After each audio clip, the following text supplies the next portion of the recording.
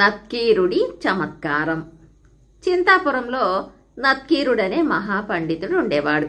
ఆయన ఎంతటి క్లిష్టమైన విషయాన్నైనా అరటిపండు వలిచినట్లు చెప్పగలడని పేరు. చమత్కారంగా మాట్లాడటంలో ఆయనకున్న ప్రజ్ఞ గురించి గ్రామస్తులు కథలు కథలుగా చెప్పుకుంటారు. సకల శాస్త్ర పారంగతుడైన వినయంలోనూ తనకు తనే సాటి అయిన నత్కీరుడంటే గ్రామస్తులందరికీ ఎంతో గౌరవం. ఇలా ఉండగా ఆ ఊరుకు కొత్తగా కీర్తికాముకుడనే భాగ్యవంతుడు వచ్చాడు. తనకు రాని విద్య లేదని ఆయనకు మిడిసిపాటు. తను గురించిన పొగడ్తలు వినడం ఆయనకు ఎంతో ఇష్టం. అందుకోసం ఆయన డబ్బు ఖర్చు చేయడానికి కూడా వెనకాడడు. పట్నంలో తననెవరూ పట్టించుకోవడం లేదని ఆయన తన నివాసం పల్లెటూరికి మార్చాడు. అక్కడే లంకంత ఇల్లు 100 ఎకరాల మాగాణి కొన్నాడు. కీర్తికాముకుడి గురించి తెలుసుకున్న కొందరు స్వార్థపరులు ఆయన చుట్టూ చేరారు. నిత్యం ఆయనను పొగడ్తలతో ముంచెత్తుతూ తమ అవసరాలకు డబ్బు సంపాదించుకోవటం వృత్తిగా చేసుకున్నారు. దాంతో కీర్తికాముకుడికి చింతాపురం విపరీతంగా నచ్చేసింది. అక్కడ ఆయనకు రోజులు సంతోషంగా గడిచిపోతున్నాయి. కీర్తికాముకుడి భార్య సునగరి పట్నంలో పుట్టి పెరిగింది. ఆమెకు పల్లెటూరు నచ్చలేదు. అటుపైన భర్త పొగడ్తల కోసం చేస్తున్న వృధా ఖర్చులు ఆమెను మరింతగా కలవరపెట్టాయి. అందుకని ఆమె పట్నంలో ఉన్న తన తమ్ముడు సుభాకరుడికి వెంటనే బయలుదేరి రావలసిందిగా కబురు పెట్టింది. ఆ ప్రకారం చింతాపురం వచ్చిన సుభాకరుడు త్వరలోనే అక్కడి పరిస్థితి ఆకలింపు చేసుకున్నాడు. వయస్సులో తనకంటే పెద్దవాడైన బావగారిని మందలించటం బాగుండదని ఆయనకు నచ్చ చెప్పే ఉపాయం కోసం ఎంతగానో ఆలోచించాడు. చివరకు ఆయనను పొగడ్తలతోనే గెలవాలనుకుని ఒకరోజున ఆయనతో, బాబా, ఏ దేశానికైనా గ్రామాలే పట్టుకొమ్మలు. గ్రామంలో స్థిరపడాలన్న నీ నిర్ణయాన్ని నేను మెచ్చుకోకుండా ఉండలేకపోతున్నాను. అయితే వ్యవసాయంలో కంటే వ్యాపారంలో అగ్రగణ్యుడివి కాబట్టి నీవు పట్నానికి తిరిగి వెళ్లి వ్యాపారం కొనసాగించి మన కుటుంబానికి మంచి లాభాలను ఆర్జించి పెట్టవలసిందిగా నిన్ను వేడుకుంటున్నాను.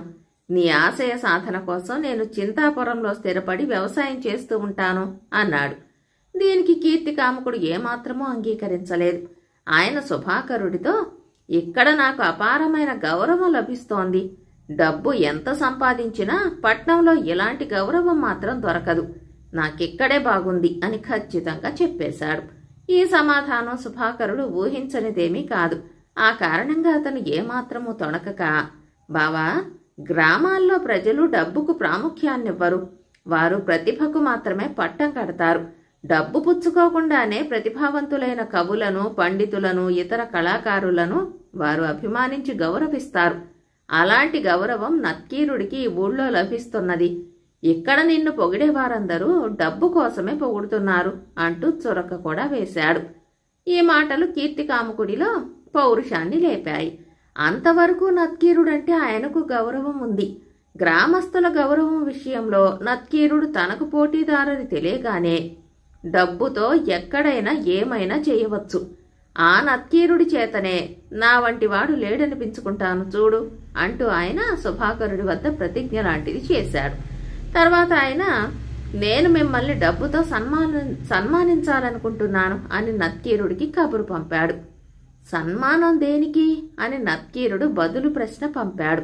ఇలా జరుగుతుందని ఊహించని కీర్తికాముకుడు, సన్మానిస్తానంటే దేనికని అడిగే ఈ నత్కీరుడు అహంకారై ఉండాలి, లేదా పరమ మూర్ఖుడైనా కావాలి. ఇలాంటి వాడని తెలియక ఈ గ్రామస్తులు ఆయనను గౌరవించి తమను తాము తక్కువ చేసుకుంటున్నారు. ఈ విషయం బయటపెట్టి ఇక్కడ నా కీర్తి ప్రతిష్టలు మరింతగా పెంచుకుంటాను అని తిరస్కారంగా సుభాకరుడితో అన్నాడు. బావా, అహంకారం, మూర్ఖత్వం నీవు ఆయనను స్వయంగా కలుసుకో. ఆయనను సన్మానించటానికి నీకున్న అర్హతలు నిరూపించుకో అంటూ సుభాకరుడు ఆయనను మందలించాడు. ఈ విధంగా కీర్తికాముకుడు నత్కీరుడి ఇంటికి వెళ్ళాడు. ఇంటికి వచ్చిన ఆయనను నత్కీరుడు ఎంతో అభిమానంగా ఆదరించి మర్యాదలు జరిపి వచ్చిన పని అడిగాడు. ప్రతిభకు పట్టం కట్టడానికి ప్రతిభే ఉండనవసరం లేదు. ప్రతిభావంతులను గౌరవించే సహృదయం నాకున్నది. మీకు సన్మానం చేయాలని నా కోరిక, మీరు కాదనకూడదు అంటూ వచ్చిన పని చెప్పాడు కీర్తికాముకుడు. మీ ఆశయం మెచ్చుకోదగ్గది. అయితే నాకున్న కాస్త ప్రతిభ పాండిత్యంలో మాత్రమే ఉంది. నన్ను సన్మానించేవారు పండితులైతేనే నాకు సంతోషం. నా పాండిత్యంలో మీకు నచ్చిన అంశాలు చెప్పండి అన్నాడు నత్కీరుడు ఎంతో వినయంగా. కీర్తికాముకుడు ఈ మాటలకు మనసులో నొచ్చుకున్నా బయటపడకుండా, ఆర్య, కారణం గురించి మీకు మరీ అంత పట్టింపు ఉంటే తమరు నా గురించి నలుగురికి గొప్పగా చెప్పండి. కవులు పండితులు తమకు సన్మానం చేసిన వారిని పొగిడే సంప్రదాయం పూర్వం నుంచి వస్తున్నదే కదా అన్నాడు. సన్మానం కోసం కాకపోయినా నేను మిమ్మల్ని పొగడగలను. ఏ అంశం చెప్పి మిమ్మల్ని పొగిడేది? ఏ అంశమూ లేదనుకున్నా కనీసం నా పొగట్ట వల్ల ఏమైనా ప్రయోజనం ఉండాలి కదా అని అడిగాడు నత్కీరుడు. పొగట్టకింతగా ఆలోచించాలా? పట్నంలో వ్యాపారంలో ఎంతగానో రాణిస్తున్న నేను నా సంపాదనను త్యాగం చేసి పల్లెటూరు వచ్చాను. అదే నా గొప్పతనం అన్నాడు కీర్తికాముకుడు. పొగట్టల కోసమే ఇక్కడుండాలనుకునే వారి వల్ల ఈ గ్రామానికి ప్రయోజనం ఉండదని నా అభిప్రాయం. మనిద్దరం ఒకరినొకరు పొగుడుకునే ఆలోచన మంచిది కాదు అని నత్కీరుడు నిష్కర్షగా చెప్పి కీర్తికాముకుడిని పంపేశాడు. కీర్తికాముకుడికి చాలా కోపం వచ్చింది. అప్పటి నుంచి ఆయన నత్కీరుడి మీద దుష్ప్రచారం చేయించసాగాడు. డబ్బు కాశపడి కొందరు గ్రామస్తులు నత్కీరుడు అహంకారి అని, సన్మానం చేస్తానన్న కీర్తికాముకుడిని అవమానించి పంపాడని గ్రామంలో అందరికీ చెప్పసాగారు. ఆ మాటలు కొందరు నమ్మారు, కొందరు నమ్మలేదు. నత్కీరుడు మాత్రం ఈ ప్రచారాన్ని బొత్తిగా పట్టించుకోలేదు. అయితే వారం రోజులు గడిచేసరికి నత్కీరుడికి చెరువుకు స్నానానికి పోయినప్పుడు మెట్ల మీద కాలు జారి పడటంతో కాలు దెబ్బతిని 10 రోజుల పాటు మంచం మీద ఉండవలసి వచ్చింది. కీర్తికాముకుడు పరమ సంతోషంతో దీనిని చక్కని అవకాశంగా తీసుకుని, నేను అన్నీ మంచి పనులే చేస్తాను కాబట్టి నాకు దైవానుగ్రహం ఉంది. నా పట్ల తప్పుగా ప్రవర్తించిన వారిని భగవంతుడు శిక్షిస్తూ ఉంటాడు. నత్కీరుడి విషయంలో ఇప్పుడు జరిగిందదే అంటూ తన అనుచరుల ద్వారా మళ్లీ ప్రచారం చేయించాడు. దీనికి నత్కీరుడు నొచ్చుకున్నాడు. ఆయన గ్రామాధికారిని కలుసుకుని, నేను అహంకారినని ప్రచారం జరిగితే పట్టించుకోలేదు. ఎందుకంటే నా గురించి ఎవరిష్టం వచ్చినట్లు వారు అనుకోవచ్చు. కానీ నాకు జరిగిన ప్రమాదం భగవంతుడు నాకిచ్చిన శిక్ష అంటే మాత్రం నేనొప్పుకోను. నేను తప్పు చేసింది లేనిది విచారణ చేసి నిర్ణయించవలసిందిగా మిమ్మల్ని వేడుకుంటున్నాను అన్నాడు. నత్కీరుడంటే గౌరవమున్న గ్రామాధికారి వెంటనే ఈ విషయమై విచారణ ప్రారంభించాడు. విచారణ గ్రామదేవత ఆలయం ముందు జరుగుతుంది. సాక్ష్యం చెప్పేవాళ్లు నిజం చెబుతున్నారా లేదా అన్నది గ్రామదేవత తన పూజారి నోట పలికిస్తుందన్నది గ్రామస్తుల నమ్మకం. అందువల్ల నత్కీరుడు కీర్తికాముకుడిని అవమానించాడని అబద్ధం చెప్పడానికి ఒక్కరు కూడా ముందుకు రాలేదు. కీర్తికాముకుడు కూడా నా పట్ల తప్పు చేసిన వారికి కీడు జరుగుతుందనడానికి ఇప్పటి వరకు ఎన్నో నిదర్శనాలున్నాయి. నత్కీరుడికి చెరువు దగ్గర ప్రమాదం జరగటంతో నా పట్ల తప్పు చేసి ఉంటాడని నేను నమ్మాను. పాపపుణ్యాలు ఆ భగవంతుడికి ఎరుక అని తప్పించుకో చూశాడు. దీనితో గ్రామాధికారి విషయాన్ని చూచాయిగా ఆకళింపు చేసుకోగలిగాడు. అందుకని ఆయన కీర్తికాముకుడితో, మీ మాటల్లో ఎంత నిజమున్నది తెలుసుకునేందుకు కూడా గ్రామదేవత సాయాన్ని కోరవలసి ఉంటుంది అన్నాడు. అయితే నత్కీరుడు వెంటనే, కీర్తికాముకుడి మాటల్లో నిజమున్నదని నేను నమ్ముతున్నాను. ఆయన ఎంతగా అడిగినా నేను పొగడకపోవటమే కాక ఆ సంగతి 10 మందికి చెప్పకపోవటమే నేను చేసిన తప్పై ఉండవచ్చు. అందుకే భగవంతుడు నన్ను శిక్షించి ఉంటాడని నేను నమ్ముతున్నాను. ఇక గ్రామదేవతను అర్థించవలసిన అవసరమేముంది అన్నాడు. ఆ మాటలకు గ్రామాధికారితో సహా అక్కడున్న వారందరూ ఫక్కున నవ్వారు. కీర్తికాముకుడికి చచ్చేటంత అవమానమయ్యింది. ప్రతిభావంతులతో గొడవ పెట్టుకోవద్దని బావమరిది చేసిన హెచ్చరిక చెవిన పెట్టనందుకు ఆయన పశ్చాత్తాపపడి వ్యవసాయాన్ని సుభాకరుడికి అప్పజెప్పి తాను తిరిగి పట్నం వెళ్లిపోయాడు. అయితే చింతాపురం గ్రామస్తులు తరచుగా చెప్పుకునే నత్కీరుడి చమత్కారం గురించిన కథల్లో మాత్రం ఆయన శాశ్వత స్థానాన్ని సంపాదించుకున్నాడు. కథ సమాప్తం. వివిధ దేశాల కథలు భాగంలో చైనా కథ, పారిపోయిన దుష్టమృగం. వేల సంవత్సరాలకు పూర్వం చైనాలో ఒక అందమైన ప్రశాంత పట్టణం ఉండేది. పట్టణ ప్రజలు కష్టపడి పనిచేసేవారు. పనులన్నిటినీ చేశాక సాయంకాలం సమయాల్లో గుంపులుగా చేరి హాయిగా కథలు చెప్పుకుని ఆనందించేవారు. వేసవి కాలంలో పిన్నలు పెద్దలు ఆరుబయటే ఉండేవారు. అయితే శీతాకాలం మాత్రం భరించరాని చలిగా ఉండేది. చాలామంది చలిమంటలు కాచుకుంటూ ఇళ్ల లోపలే ఉండేవారు. కావలసినంత టీ, ఇతర పానీయాలు తాగి ఒంట్లో వెచ్చదనం నిలుపుకునేవారు. అలాంటి భయంకరమైన ఒక శీతాకాలంలోనే పట్టణంలో భయానకమైన ఆ దుర్ఘటన జరిగింది. అది జరగడానికి ముందు పట్టణంలో ఆ ఒకే ఒక సత్రంలో అసంఖ్యాకంగా ప్రజలు గుమిగూడి రకరకాల కబుర్లు చెప్పుకోసాగారు. ఈ శీతాకాలంలో ఈ వేడివేడి తేనీరు మన ప్రాణాలు కాపాడుతోంది అన్నాడు ఒక వర్తకుడు. అవునవును, సత్రానికి రావడానికి మంచులో దారి డొంక తెలియక అల్లాడిపోయాను అన్నాడు పక్కనే ఉన్న ఇంకొక వర్తకుడు. ఇలా తమ తమ అనుభవాలను చెప్పుకుంటూ తేనీరు తాగుతూ వెచ్చటి సత్రంలో హాయిగా ఉన్న వాళ్లకు హఠాత్తుగా ఏదో పెద్ద శబ్దం వినిపించింది.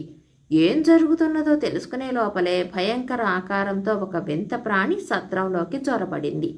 అది ఏమిటో పరీక్షగా చూసే లోపలే అక్కడున్న వాళ్ళందర్నీ భీభత్సంగా హతమార్చింది. దాని దాడి నుంచి ఒకే ఒక కుర్రవాడు మాత్రం బయటపడ్డాడు. దాని భయంకర రూపాన్ని చూడగానే కూర్చున్నవాడు కూర్చున్నట్టు కిందపడి స్పృహ కోల్పోయాడు.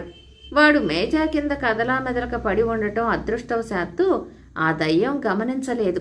ఈ భీకర దుర్ఘటనతో పట్టణమంతా భయంతో గడగడ వణికిపోయింది.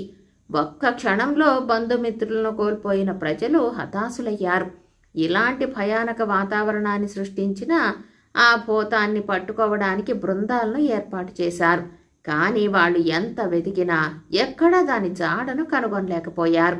ఆ శీతాకాలం అంతా అందరూ ఇళ్ల లోపలే ఉండిపోయారు. సాయంకాలం అయ్యేసరికి పట్టణ వీధులన్నీ నిర్మానుష్యంగా కనిపించేవి.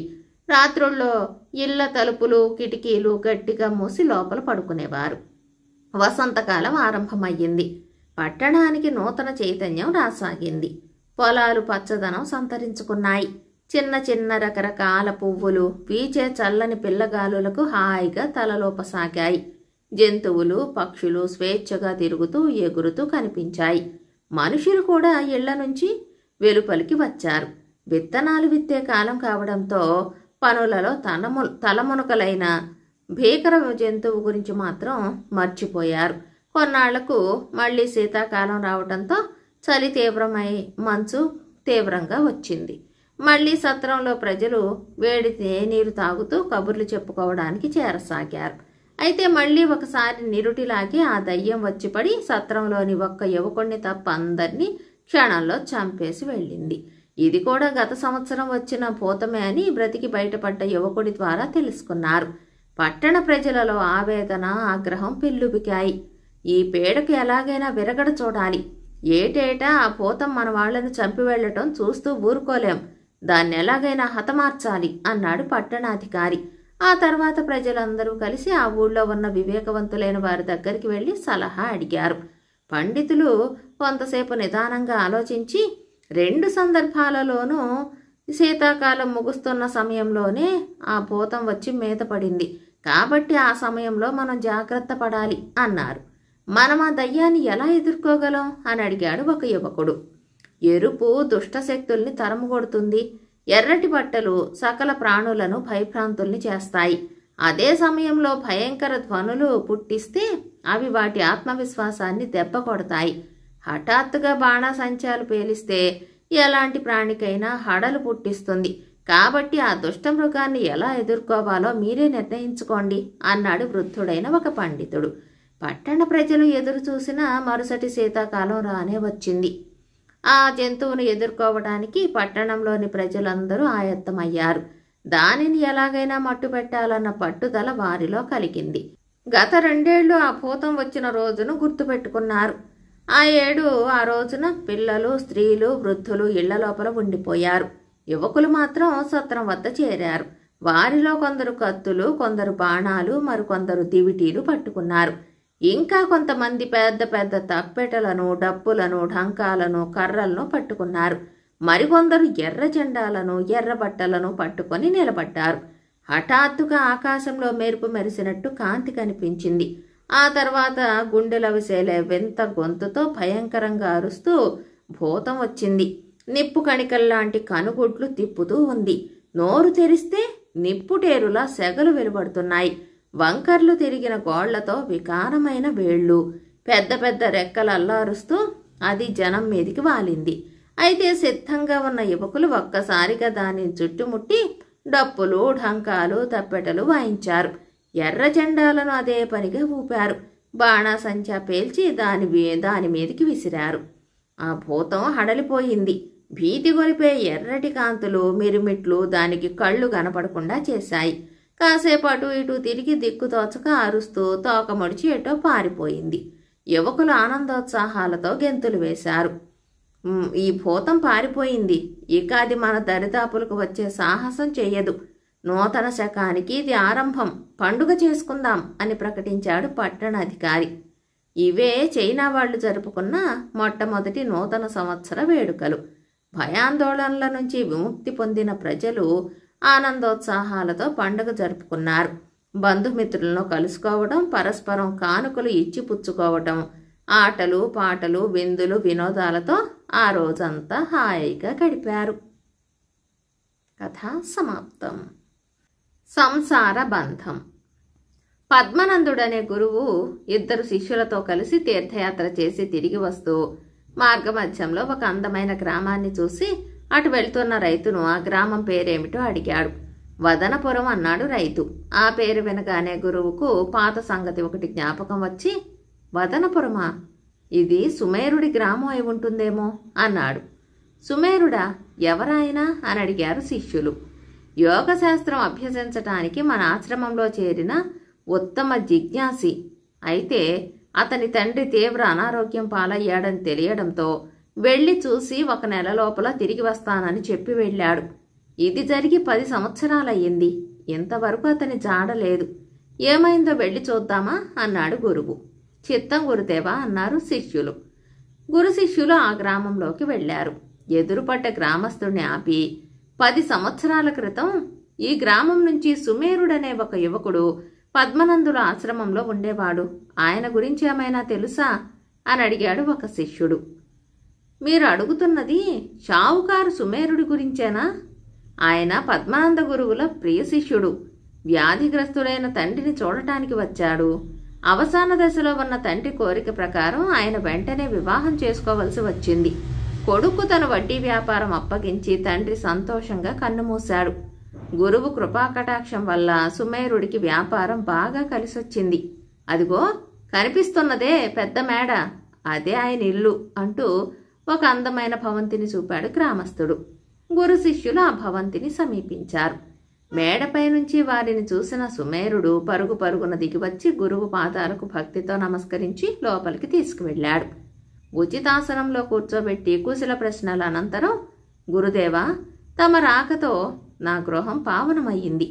ఇక్కడే కొన్నాళ్లు ఉండి తమకు సేవలందించే భాగ్యం కల్పించండి అన్నాడు. లేదు, ఆశ్రమానికి వెంటనే వెళ్ళాలి, చాలా పనులున్నాయి అన్నాడు గురువు. అయితే కనీసం ఈ రాత్రికైనా ఇక్కడే ఉండి మా ఆతిథ్యం స్వీకరించండి అన్నాడు సుమేరుడు. గురువు అందుకు సమ్మతించాడు.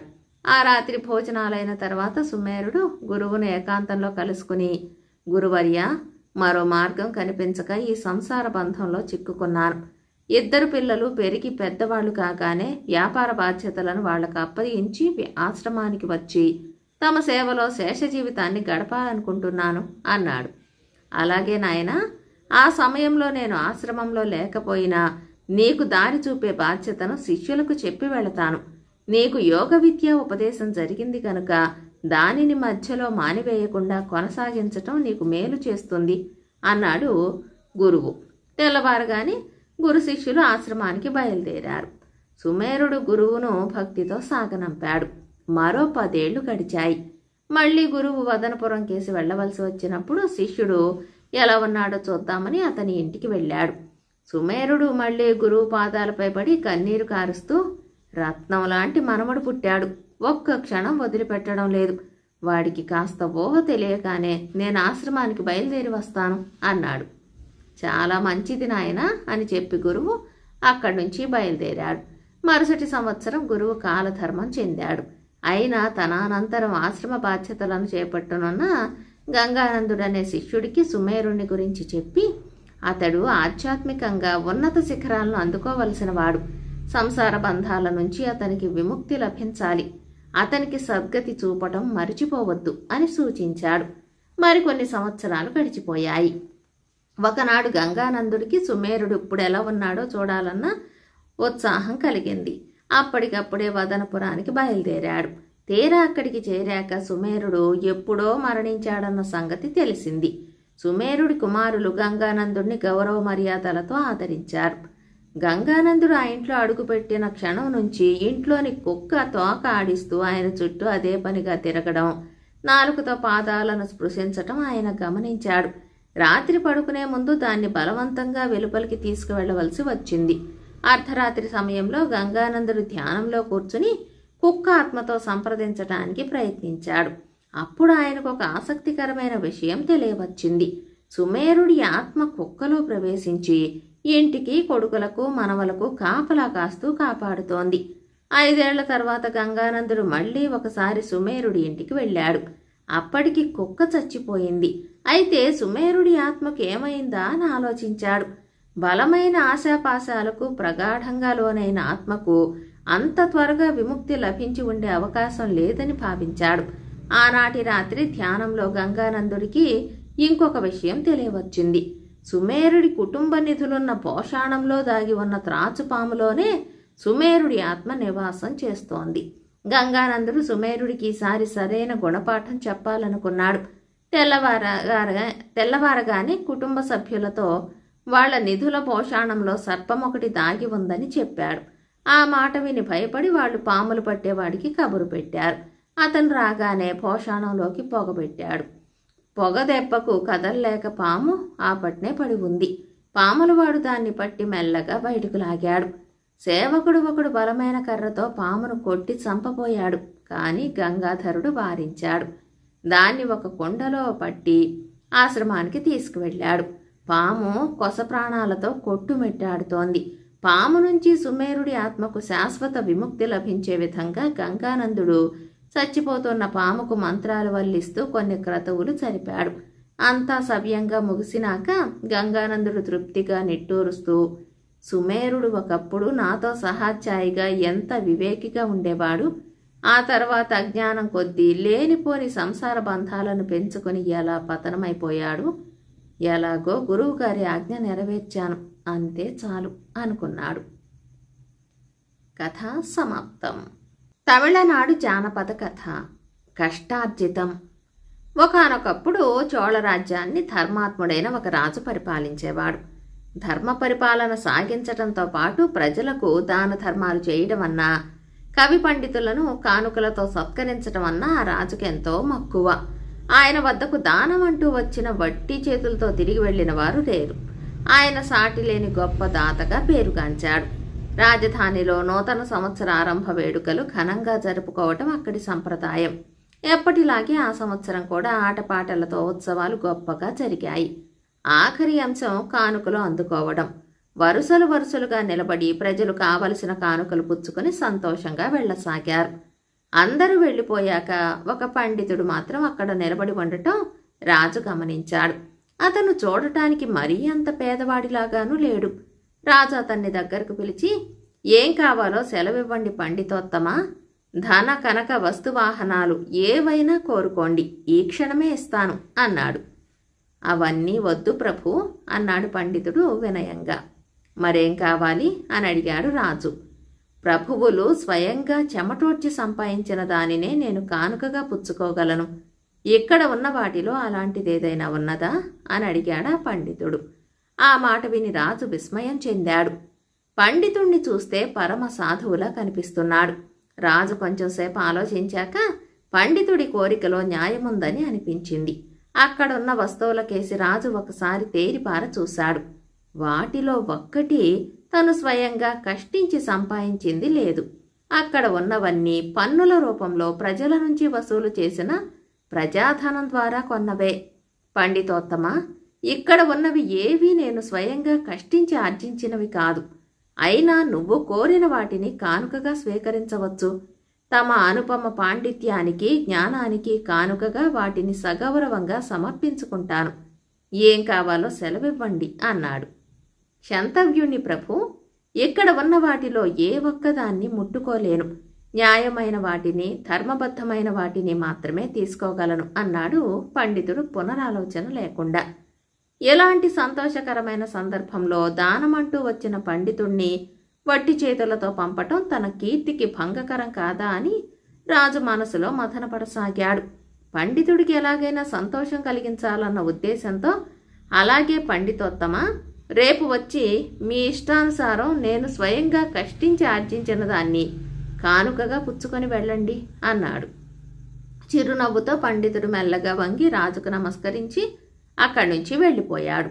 రాజు అంతఃపురానికి వెళ్ళి చిరిగిన దుస్తులతో పేదవాడిలా వేషం వేసుకుని రాజభవనాన్ని వదిలి పని కోసం వెతుక్కుంటూ ఎక్కడ పని దొరుకుతుందా అని ఒంటరిగా కాలినడకనే బయలుదేరాడు.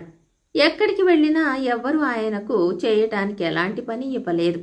ఆఖరికి ఆయన సముద్ర తీరం చేరుకున్నాడు. అప్పుడే పల్లెకారులు కొందరు చేపల వేటకు పడవలపై సముద్రంలోకి వెళ్ళడానికి సిద్ధమవుతున్నారు. అయ్యా, నేను మీతో వచ్చి చేపలు పట్టడానికి మీకు సాయపడతాను అని అడిగాడు మారువేషంలోని రాజు. అయినా ఎవ్వరూ ఆయన్ను వెంట తీసుకువెళ్ళడానికి ఒప్పుకోలేదు. ఆఖరికి ఆయన అక్కడే ఉన్న ఒక వృద్ధుడి దగ్గరికి వెళ్ళి ఏదైనా పని ఇవ్వమని మొరపెట్టుకున్నాడు. ఆయన వేషం చూసి కనికరించిన ఆ వృద్ధుడు, ఈరోజు నాకు ఒంట్లో నలతగా ఉంది, సముద్రంలోకి వెళ్ళలేను. నా పడవలో నువ్వు వెళ్ళి చేపలు పట్టుకురా. పెద్ద చేపకు రాగి నాణెం, చిన్న చేపకు గవ్వ ఇస్తాను, సమ్మతమేనా అని అడిగాడు. సమ్మతమే అని చెప్పి రాజు వలను తీసుకుని పడవలో సముద్రంలోకి కొంత దూరం వెళ్ళి వల విసిరాడు. కొంతసేపు ఆగి వలను పైకి లాగాడు. అందులో ఒక పెద్ద చేప, ఒక చిన్న చేప ఉన్నాయి. తనకు చేపల వేటలో అనుభవం లేదు. రాత్రంతా సముద్రం మీద ఉన్నా ఇంతకన్నా ఎక్కువ చేపలు పట్టగలనన్న నమ్మకం లేదు గనక అప్పటికప్పుడే తీరానికి తిరిగి వచ్చి వృద్ధుణ్ణి కలుసుకున్నాడు. 2 చేపలను చూసి సంతోషించిన ఆ వృద్ధుడు చెప్పిన మాట ప్రకారం ఒక రాగి నాణెం, ఒక గవ్వ ఇచ్చాడు. రాజు అతనికి కృతజ్ఞతలు చెప్పి వెనుతిరిగి వచ్చి రాజభవనం చేరుకున్నాడు. రాత్రంతా కాపలా కాసిన భటులు తెల్లవారుజామున ఆదమరిచి నిద్రపోతున్నారు. మరునాడు రాజు సభలో కొలువు తీరాడు. పండితుడు రాజదర్శనం కోసం వచ్చాడు. ఆయన్ని చూడగానే రాజు, పండితోత్తమ, గత రాత్రి నేను స్వయంగా శ్రమపడి ఒక రాగి నాణెం, ఒక గవ్వ సంపాదించాను. మీ అభీష్టానుసారం దానిని తమరు స్వీకరించవచ్చు. ఇంకా కావాలంటే చెప్పండి, ఖజానా నుంచి కావలసినంత ఇప్పిస్తాను అన్నాడు. వద్దు ప్రభు, అది ప్రజాధనం గనక దాన్ని ముట్టుకోదలచలేదు.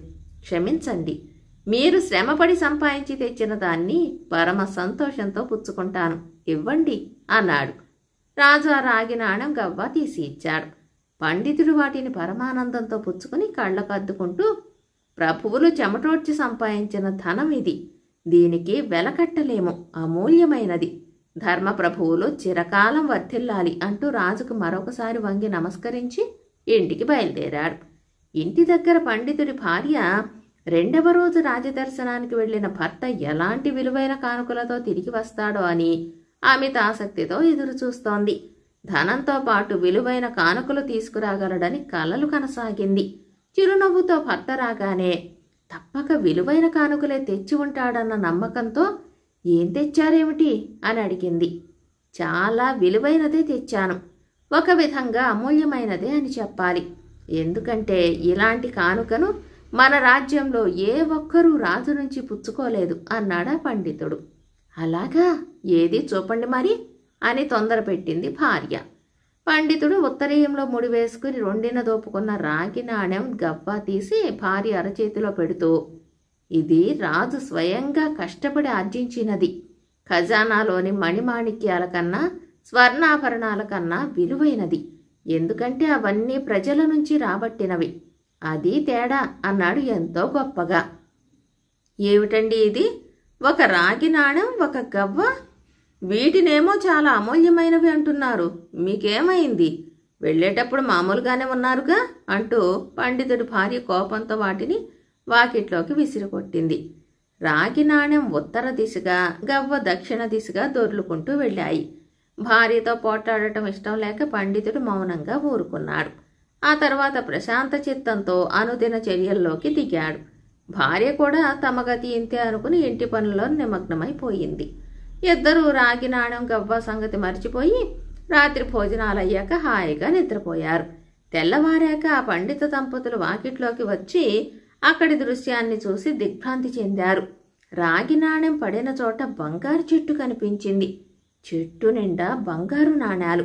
గవ్వ పడిన చోట వెండి చెట్టు. చెట్టు కొమ్మలకు రెమ్మలకు వెండి నాణేలు. అమిత ఆనందంతో దంపతులు నాణేలు కోసుకున్నారు. పండితుడు వెళ్ళి బంగారాన్ని వెండిని అమ్మి ధనం తెచ్చాడు. రాజు నుంచి ఇంతవరకు ఇలాంటి కానుకను ఎవ్వరూ పుచ్చుకోలేదని నేను చెప్పాను కదా, చూసావా ఇప్పుడు అన్నాడు భార్యతో. రాగి నాణ్యాన్ని గవ్వను హీనంగా చూసినందుకు నన్ను క్షమించండి అని క్షమాపణలు చెప్పుకుంది భార్య. ఆ తర్వాత భార్యాభర్తలు ఎలాంటి కొరత లేకుండా హాయిగా తృప్తిగా జీవించారు. సకల సౌభాగ్యాలు గల సంపన్న గృహస్థులన్న పేరు తెచ్చుకున్నారు. కథ సమాప్తం.